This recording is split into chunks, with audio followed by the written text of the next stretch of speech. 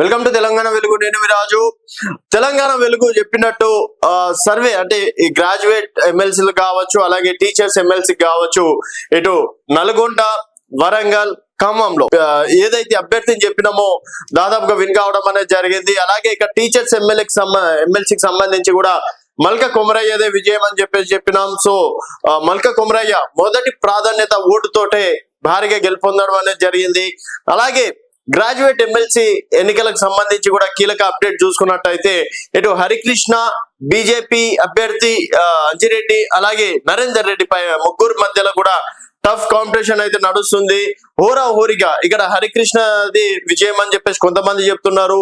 So second ప్రాధాన్యత తోటి ఇటు అంజిరెడ్డి అయినా లేకపోతే నరేందర్ రెడ్డి అయినా గెలిచే అవకాశాలు ఉన్నాయని చెప్పేసి కూడా చెప్పడం అనేది జరుగుతుంది. దాదాపుగా ఈ రోజు రాత్రి వరకు కీలక అప్డేట్ వచ్చే అవకాశం ఉంది. ఇప్పటికే చెల్లని ఓట్లు దాదాపుగా చెల్లని ఓట్లు ఎక్కువ అవుతుండడం తోటి అధికారులకు అదో తలనొప్పిగా మారడం అనేది జరిగింది. అలాగే ఇండిపెండెంట్ అభ్యర్థులు కూడా సీరియస్ అవుతున్నారు. ఎలక్షన్ కమిషన్ ఏం చేస్తుంది, అసలు అవగాహన కూడా కల్పించరా? ఎందుకంటే గ్రాడ్యుయేట్లు కూడా ఈ విధంగా తప్పులు చేస్తారని చెప్పేసి వాళ్ళకేం తెలుసు పాపం.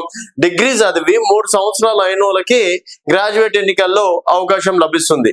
అట్లాంటిది డిగ్రీ చదివినోడు కూడా 1వ నెంబర్ ఏడేయాలి, 2వ నెంబర్ ఏడేయాలి, వాళ్ళు ఇచ్చినటువంటి ఇంకుతో వేయాలా, లేకపోతే మన పెన్నుతో వేయాలా, లేకపోతే ఆన్నే వేస్తే సరిపోతుందా, లేకపోతే వెనకాల ఆయన పేర్లు రాస్తే బాగుంటుందా అని చెప్పేసి కూడా ఈ మాత్రం అవగాహన లేకపోతే అది పాపం అధికారులు ఏం చేస్తారు. అలాగే ఇంకా విచిత్రం ఏంటంటే కొంతమంది కాంగ్రెస్ పాలన పైన కూడా స్లిప్స్ వచ్చినట్టు కూడా తెలుస్తుంది. స్లిప్స్ పైన కూడా కాంగ్రెస్ పాలన, అలాగే కేసీఆర్ పైన అభిమానము, బండి సంజయ్ బీజేపీ పైన అభిమానం కూడా చాటుకోవడం అనేది జరుగుతుంది. వాళ్ళు ఇంత దాదాపుగా 2 లక్షల పైగా ఓట్లు పోల్ అయితే అందులో చెల్లని ఓట్ల సంఖ్యనే ఎక్కువ అవుతుంది. దానివల్ల ఇండిపెండెంట్ అభ్యర్థులకి లాస్ అయ్యే అవకాశం ఉంది. గెలుపోటములని ఈ ఓట్లు అనేది చెల్లని ఓట్లు అనేది చాలా కీలకంగా ఉన్న అంటే ఒక కీ రోల్ గా ఉండే అవకాశం కూడా ఉంటుందని చెప్పేసి కూడా చెప్పుకోవచ్చు. సో మొత్తానికి ఈ రోజు రాత్రి వరకు ఈ ముగ్గురు అభ్యర్థులలో ఎవరో ఒకరు గెలిచే అవకాశాలు అయితే ఉన్నాయి. ప్రస్తుతానికి మొదటి ప్రాధాన్యత ఓట్లు లెక్కింపు కార్యక్రమంలో మాత్రం హరికృష్ణ ముందంజలో ఉన్నారు. అలాగే హరికృష్ణ తర్వాత నరేందర్ రెడ్డి ముందంజలో ఉండడం అనేది కూడా జరిగింది.